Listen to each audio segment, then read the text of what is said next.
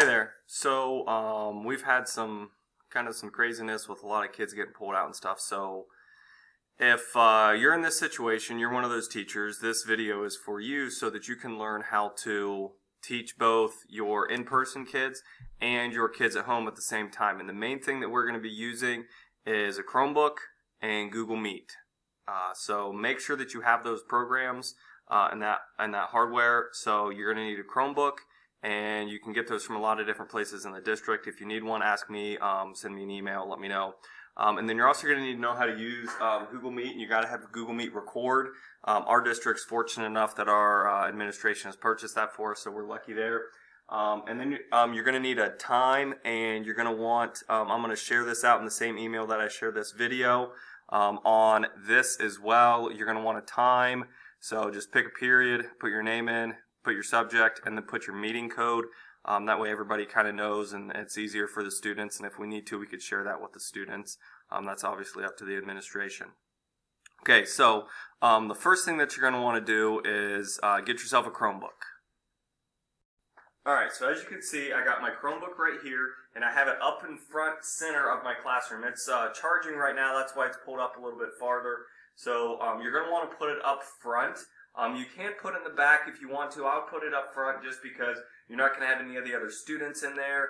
And it's nice and front and center for you. If the kids ask a question, you're going to be able to, interact with them a little bit. So it makes those students that are at home feel like they're in class again. So, and that's kind of the goal, is to bring that normalcy back to them because they're at home for a couple weeks. So if they have questions, you can see it on here.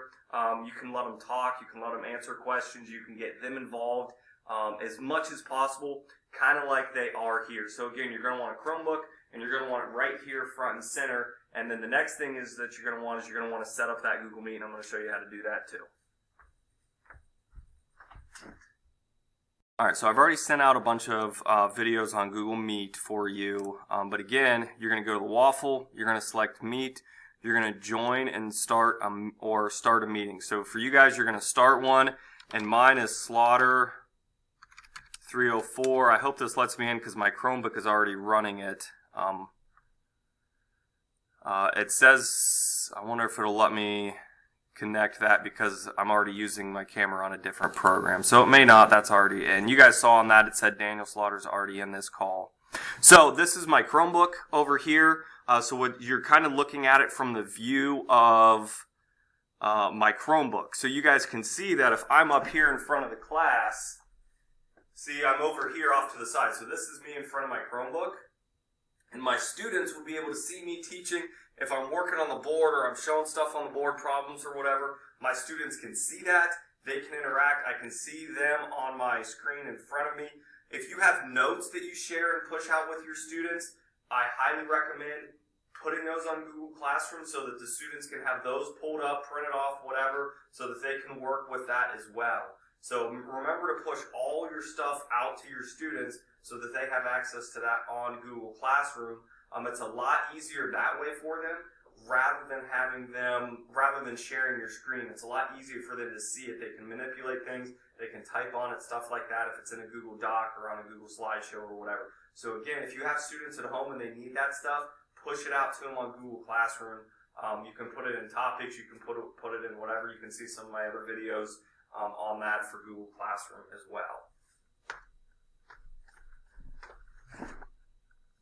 So, what you're going to want to do is, and let's recap here, okay? So you're going to want to get yourself a Chromebook, and when you are in your Google Meet, let me see if I can get that to pop up. This is the important thing here. It's not working. Let me show you in just a second here. I'm going to go change my other one. Give me a second. All right, I'm up here now. So in your Google Meet, you're going to want to go right here, and you're going to want to record your meeting.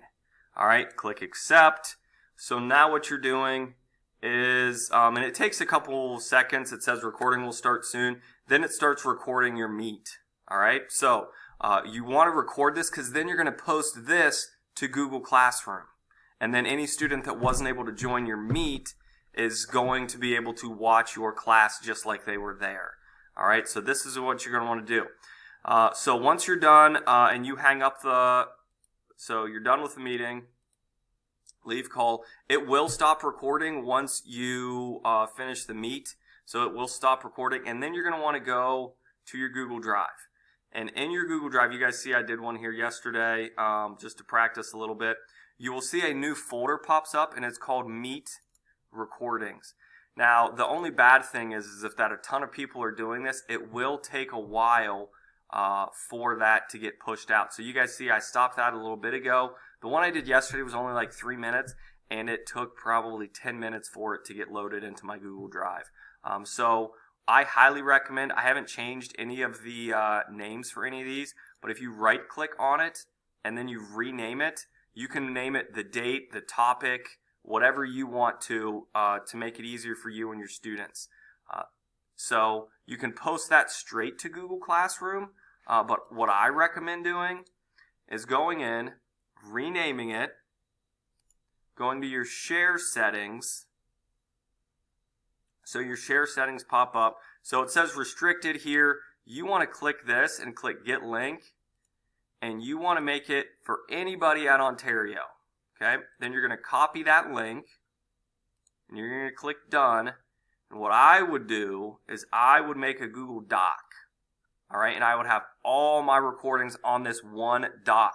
You can share this doc so it's only view only for your students, and then you can just keep adding to this one doc. So that way your Google Classroom doesn't get all jumbled and the kids can go to one spot.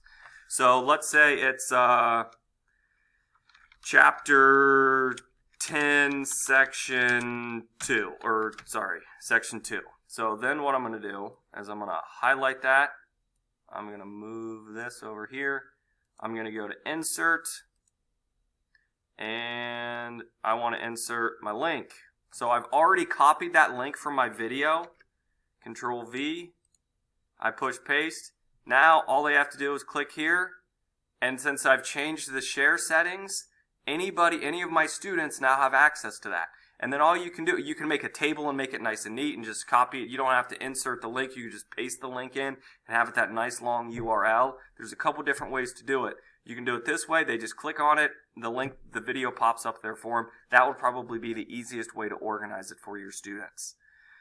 I tried to get this out quick in the morning so that you guys can get this going and kind of know what you're doing so that your kids at home have something to do.